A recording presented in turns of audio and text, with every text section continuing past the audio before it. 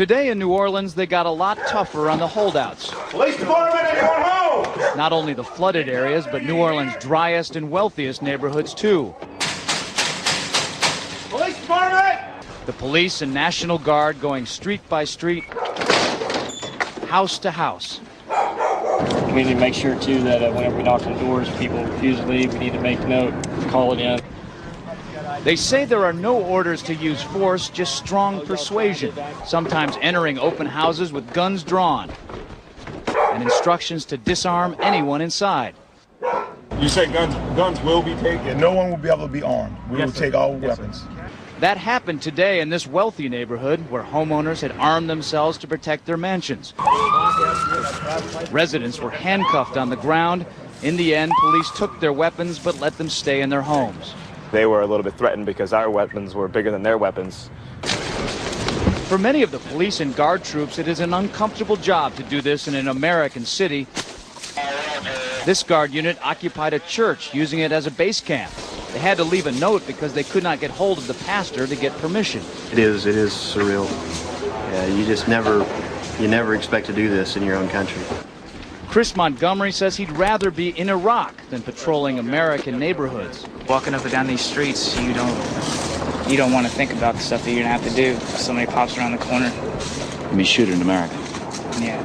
Well, I don't want you in here. We're not gonna do that. I don't want you in here, period. But there's a mandatory evacuation. I know all about it.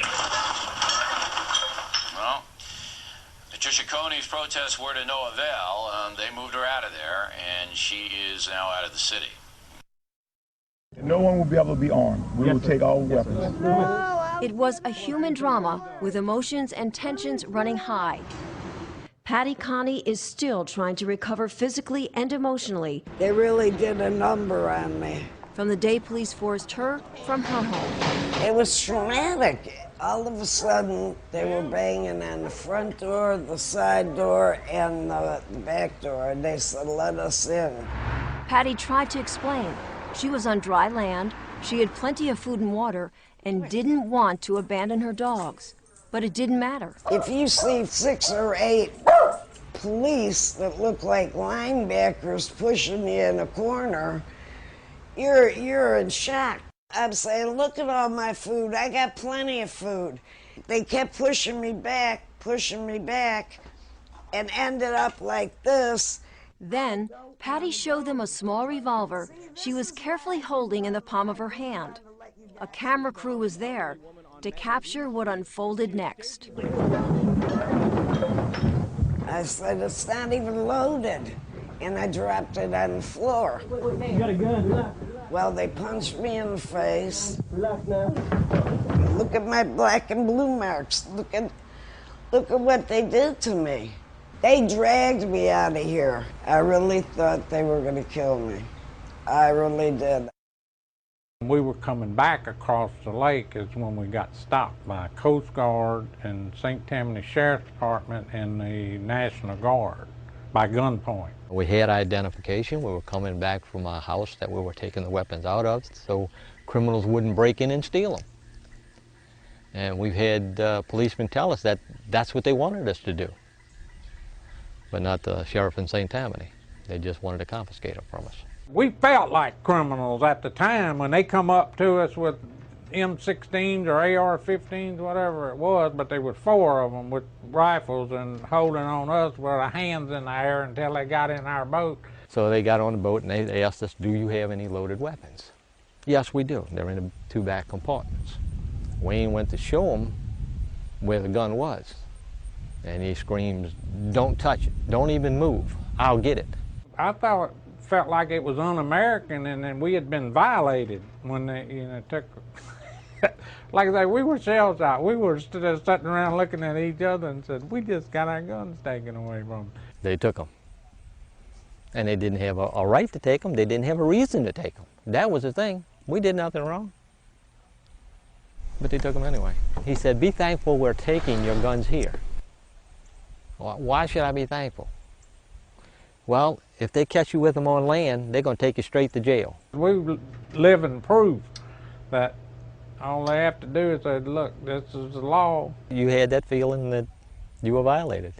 They took something from you. They stole something from you. That's the only way to put it. They took something that they didn't have a right to take.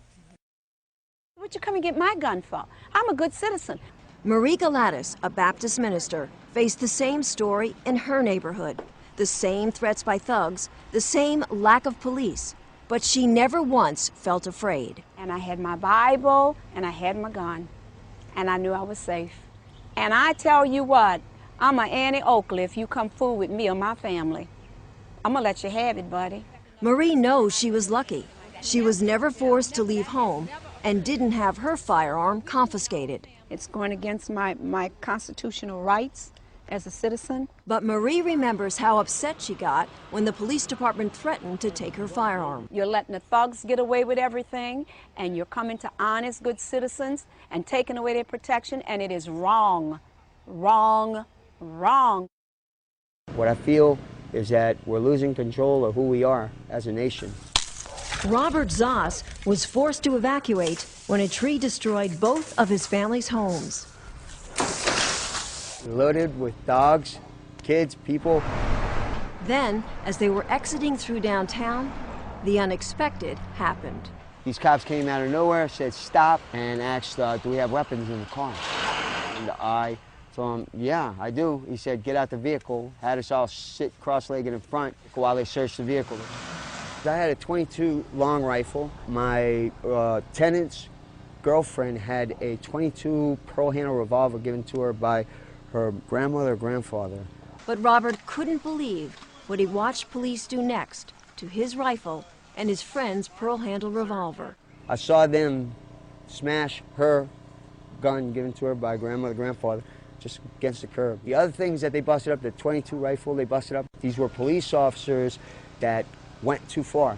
We didn't have any rights. I mean, they treated us like criminals. They treated us like if we were in a third world country. I was scared because these guys weren't doing it by the book. There was mayhem. New Orleans police did not have control of the city anymore. So the only plan they thought, I guess, was to take the guns away from the people. Heed the warning of what this was. You know, this is like Australia. All of a sudden, boom, they got our rights.